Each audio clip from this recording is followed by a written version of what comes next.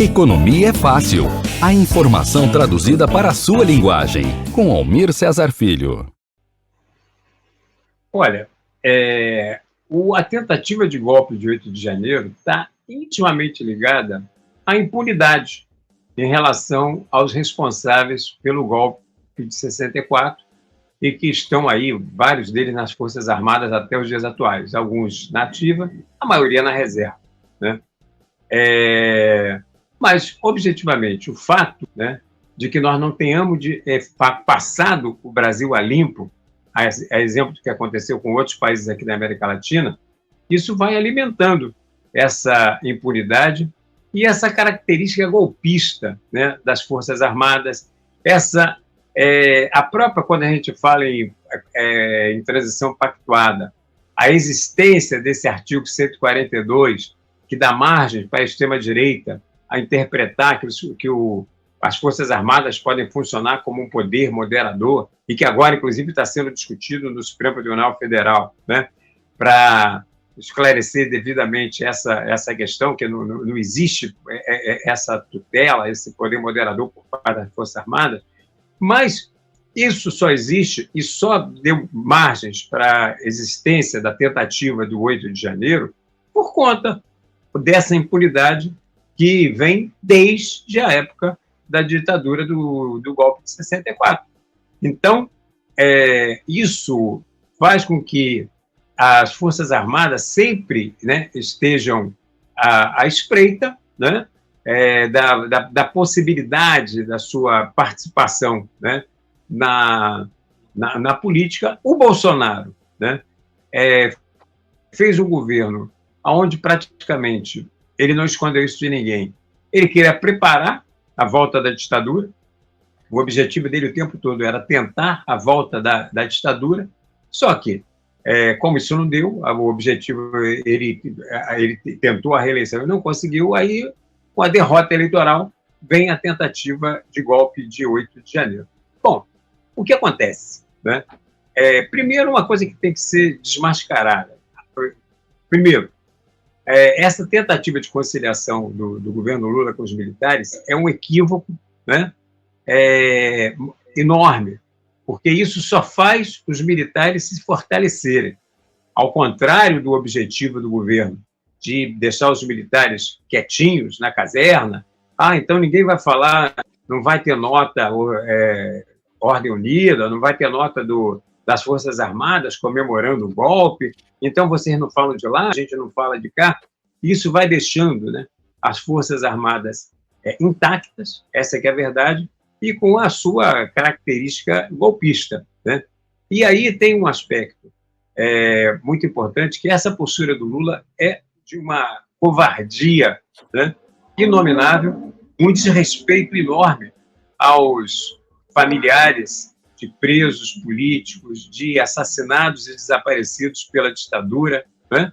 E essa resistência dele em retomar a questão da comissão do especial de familiares de mortos e desaparecidos pela ditadura, que tem direito, né, de saber o paradeiro de seus filhos, o paradeiro de seus entes queridos, de seus filhos, esposos, e assim por diante, de todos os seus familiares.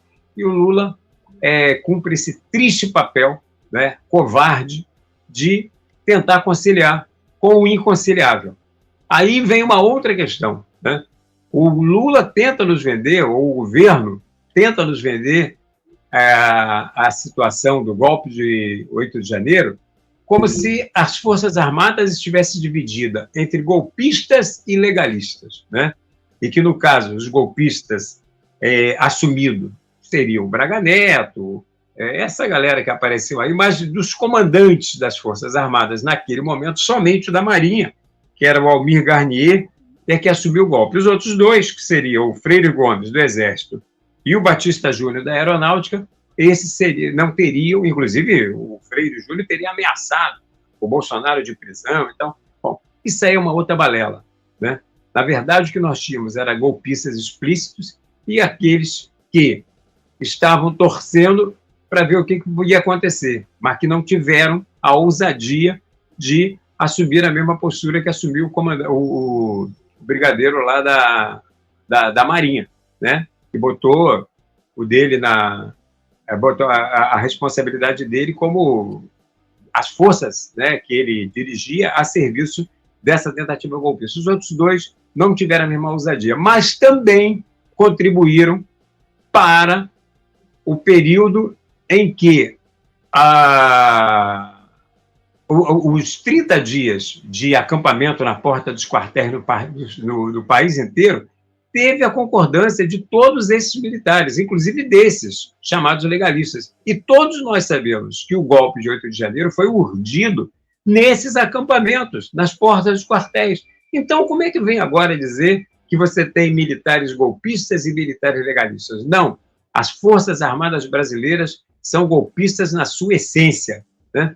E o que cabe para nós é, além da não anistia em relação aos de 8 de janeiro, aqueles que estão sendo investigados e que já apareceram nas delações do Cid, né, que era o ajudante de ordem do Bolsonaro, e de outros, né, militares que já prestaram depoimento, e a gente já tem a própria responsabilização do próprio Bolsonaro, mas nós, além de não ter anistia para esses, nós temos que fazer uma luta, que era a palavra de ordem, que estava sendo gritada lá no ato que eu participei, na porta do antigo DOPS, pela responsabilização criminal de todos os torturadores, de todos aqueles que participaram de crimes na época da ditadura, né? Então, nós temos que acabar também com essa anistia, com a autoanistia que os militares se deram.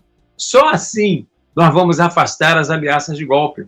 Senão, o golpe sempre vai estar à espreita, ali na esquina. E o governo Lula faz essa posição equivocada de achar que você fica parado aí, que eu fico parado aqui, e como se tudo se resolvesse. Não. As forças antidemocráticas, as forças que flertam com o fascismo, com o autoritarismo, elas só são barradas com a força do movimento. Se tiver paralisia do lado de cá, elas vão avançar.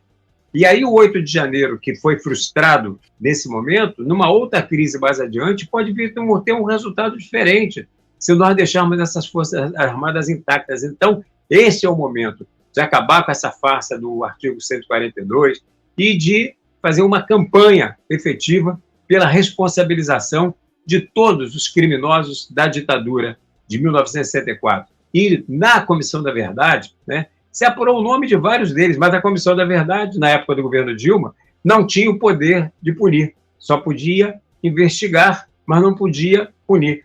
Bom, mas os nomes nós temos.